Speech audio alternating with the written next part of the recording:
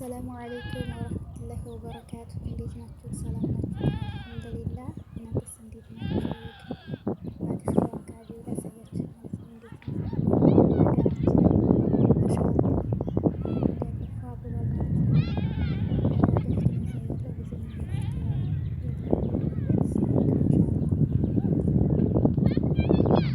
ወደ ገጠሩ በራሱ ወደ ገጠሩ በራሱ ወደ ነገር ማሻአላህ በጣም ተቀይሯል ማለት ነው።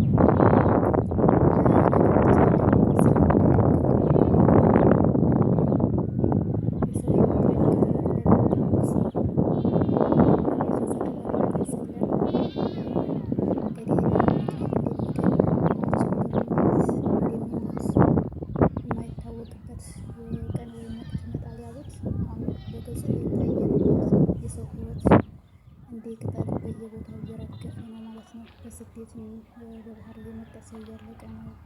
ሀገራችንን ሰው እያለቀ ነው። ዱዓ አድርጉ ሀገራችንን ሰላም እንዲያደርግልን በያለን